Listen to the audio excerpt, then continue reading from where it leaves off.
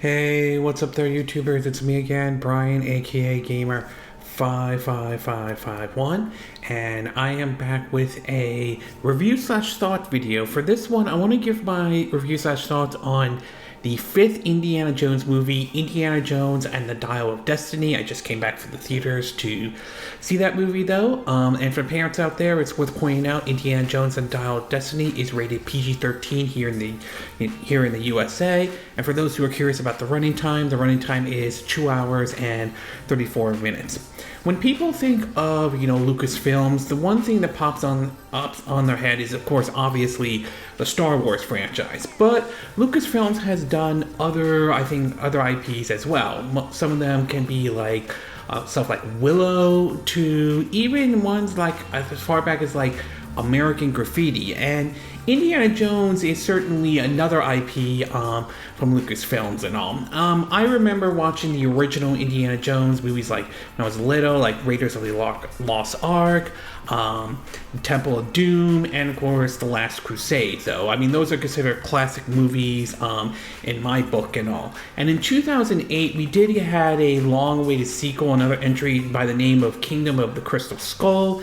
And while I don't think that was a terrible Indiana Jones movie, it certainly was the weakest one out of the four up to this point, out of the four Indiana Jones movies, to be exact, though. So it was certainly interesting to learn how they were going to do a fifth one under the name of Dial of Destiny, with Harrison Ford retaining the role as Indiana Jones, basically being at 80 years old and all. And after coming back from the movie, I will say that while I don't consider Dial of Destiny is going to overtake the classic Indiana Jones movies, I will say that I definitely do view it as an improvement over Kingdoms of the Crystal Skulls.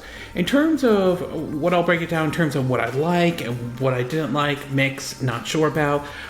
In terms of what I like, though, I definitely enjoy the opening to Dial of Destiny, though. I love the fact how it basically starts off with basically near the end of World War II, and basically Harrison Ford, I don't know what special effects they used, but they did a really good job with it, of basically looking like how he did during, the old Indiana Jones movies from, like I mentioned, Raiders of the Lost Ark, Temple of Doom, Last Crusade and all. And you basically see him basically trying to find what is this device that could basically be sort of like a time-traveling device to a certain degree, and basically the Nazis have sort of like one part of this device and all, and basically trying to find it and basically stop the Nazis or the Fuhrer, Hitler using it, while also stopping what supposedly was giving the dagger that basically was used to stab Jesus Christ, which we later learn it's kind of fake and everything like that. So the opening wise, I definitely enjoyed it, though. I love how they basically gives back a little bit of the nostalgia from the early Indiana Jones movie before moving into the 1960s, where basically Harrison Ford is basically retiring from teaching at the university and all. And which brings me down to the next one, is the cast of character. And I've got to say, even at 80 years old, Harrison Ford still got it after all these years, and that is very impressive, especially for someone who is basically at 80, though. It's also nice to see some of the cast, basically some of the choice of cast, including the return of John Rhys-Davies playing as Sallah, if I'm saying his name correctly, who made his appearance in Raiders of the Lost Ark. We also had Phoebe Waller-Bridge playing as Helena, basically the daughter of the character Basil Shaw, played by Toby Jones. It was also nice to see basically Karen Allen make an appearance in it as playing, as Indy's ex-love interest in the movie, though. So definitely a good choice of character. Even Mikkelsen, if I'm saying his name correctly, playing Dr. Voller. I thought he did a really good job playing that character, basically playing a former ex-Nazi officer, and the way the fact he does a really good job playing the main villain in basically Dial of Destiny, and I think that is definitely a good thing. But obviously Harrison Ford still able to pull it off even at the even at the age of 80 and all.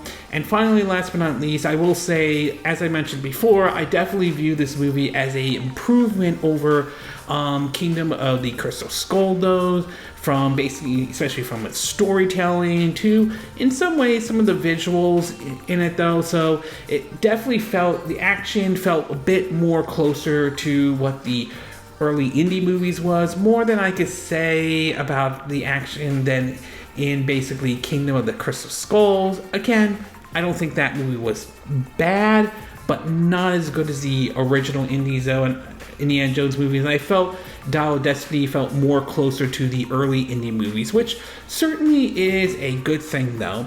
As far as what I didn't like or mixed or not really 100% sure about, I will say, as much as I enjoy Dial of Destiny, though, I still don't think it's as good as the original Indiana Jones movies, though. And also, I don't feel like, at least based on my view, nothing really stand out to be as memorable. Whether it's, the scene, in Raiders of the Lost Ark where Indy is fighting, the Nazis while trying to avoid basically a German World War II helicopter blade about to hit them, or the infamous when they open up, the cast of something, letting out this huge spirit, and the infamous face melting from Raiders of the Lost Ark, or the ripping of the heart in the Temple of Doom, or the infamous, drinking, trying to find the so-called Fountain of Youth. One of the villains drink it, and then you use the wrong cup, and you start seeing him decay until he's nothing but skulls and bones. I mean,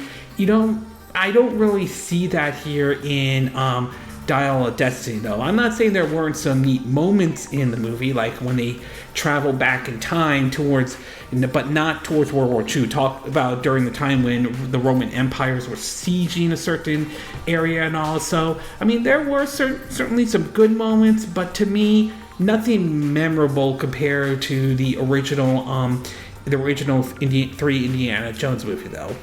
Overall, I would say I came away very pleased with this movie, and I thought this was a good final send-off if this was the last time we're ever going to see Harrison Ford basically play that character ever again, though. So I thought, still came away enjoying Indiana Jones' Dial of Destiny.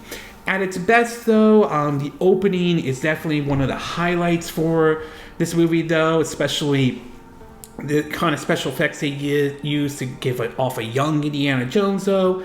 The cast that they have is great, though. Harrison Ford still has it. It's still got it even at the age of 80. And I will say the story and the action sequence, I feel like, was definitely an improvement over the Kingdom of the Crystal Skull. But at its worst, though, I don't feel the movie still doesn't overtake the original Indiana Jones movie, nor do I think, at least from my view, there are as memorable scenes like there were from the original Indiana Jones movie. But in either case, I did enjoy Dial of Destiny, though. I think longtime Indiana Jones fans will probably enjoy this movie nevertheless. And if this is the last time we're going to see Harrison Ford play the character of Indiana Jones, I think it was a good final send-off. It's unclear whether or not a sixth Indiana Jones movie is going to happen. I seriously doubt that will. But, I mean, if this is the last time we're going to see Harrison Ford play the role, then I thought it was a good final send-off, at least in my book. So, overall, I would say Indiana Jones fans will probably enjoy Dial of Destiny. And like I said, I think this was an improvement over Kingdom of the Crystal Skulls, though. Okay, this concludes my review/thoughts about Indiana Jones and the Dial of Destiny. And again, these are my opinion. What are yours? What are your thoughts about Indiana Jones and the Dial of Destiny? Have you seen the movie in theaters yet, though? Do you think it's as good as the original Indiana Jones movie? Or you don't think it's as good as the original ones, though? Do you think it's an improvement over Kingdom of Crystal Skulls? You don't think it's an improvement at all? Do you think they should do a sixth Indiana Jones movie? Or do you think they should stop at, Indiana Jones and Dial of Destiny or Indy 5? Do you agree with what I said in this video? Do you disagree? Do you have a difference of opinion? As always, sound off on the comment section below. Let me know what you think. And if you like this video, I hope you hit the like button. I would appreciate it. And I hope you do subscribe to my YouTube channel. If you do, make sure you hit the bell icon for any notifications of any videos I do. Also, feel free to share this video if you want to, and feel free to donate to my channel if you like. You could do it through PayPal me, Patreon, or Steam Labs. Links will be in the description of this video, assuming you're watching this on YouTube. And I will see you again next time when I do another video. Hopefully that'll be soon. Until then, from Southern California, I wish you all a good day then. Bye!